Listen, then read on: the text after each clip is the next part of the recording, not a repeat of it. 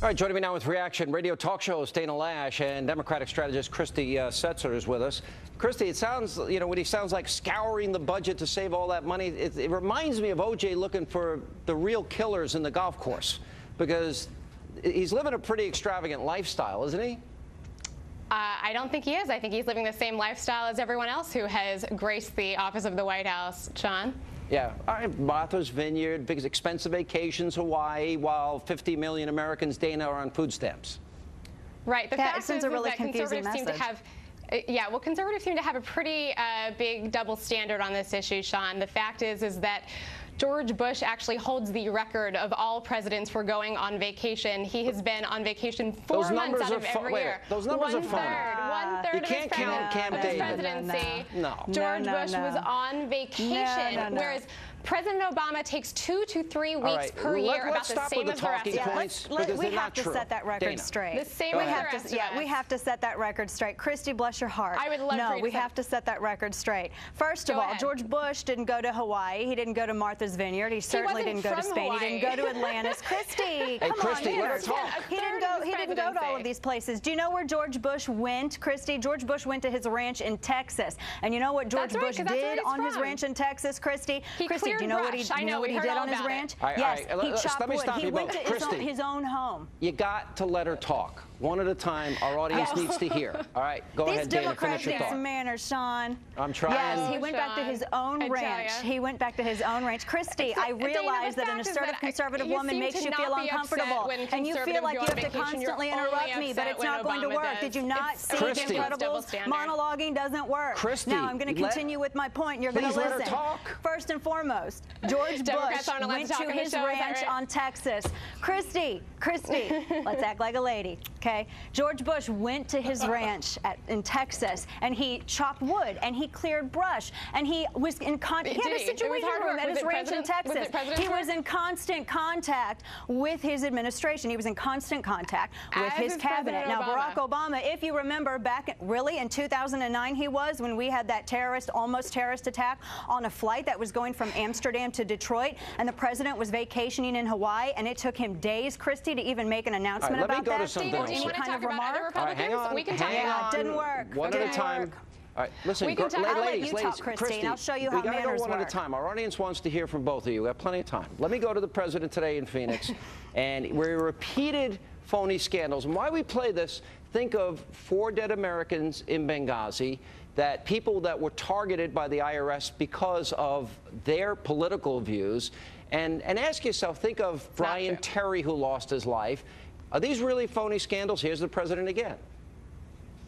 Unfortunately, for the last year or so, we've had an endless parade of distractions and political posturing and phony scandals that shift focus away from what do we need to do to shore up middle-class families and create ladders of opportunity for folks to get into the middle class.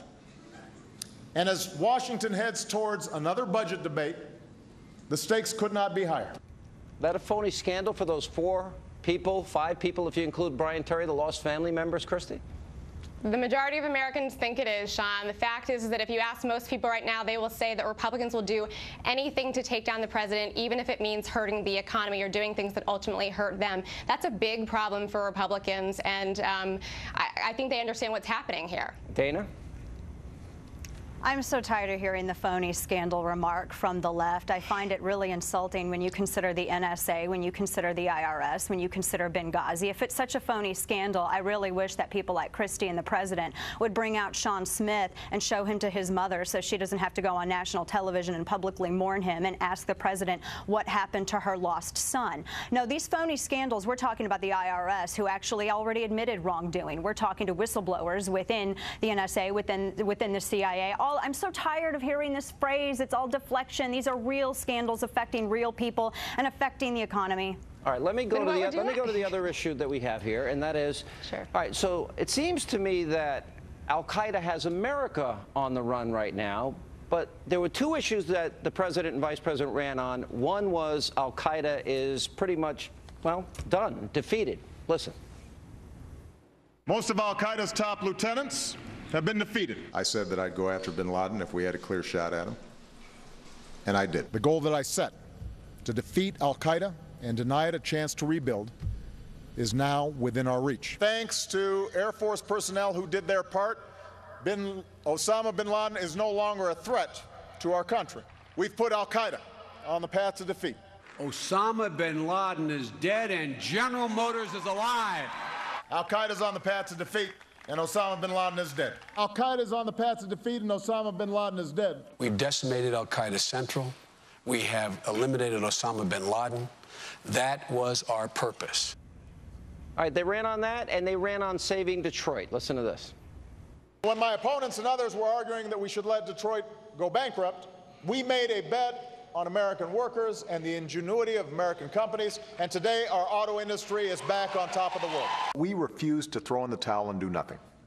We refused to let Detroit go bankrupt. I bet on American workers and American ingenuity, and 3 years later, that bet is paying off in a big way. All right, Dana, Detroit is still bankrupt, and al-Qaeda seems to have us on the run. Your reaction? Well, Sean, I have friends who live in Detroit, and they would say that, yeah, Detroit, for all of the promises that this administration made about that city, not a single one of them was delivered. And where it concerns al-Qaeda, I don't know, maybe Joe Biden literally meant decimated. Only 10% of al-Qaeda was taken out, and it's that other 90%, which now has a shuttering 19 different embassies and consulates. Instead of al-Qaeda running, it seems like we are. Christy? I would say that the entire thing that we're talking about here is that President Obama has a very strong record on national security. Everyone knows it. That is, I think, what we're really talking about right now. All right, those talking points were very well. That's what we're talking about.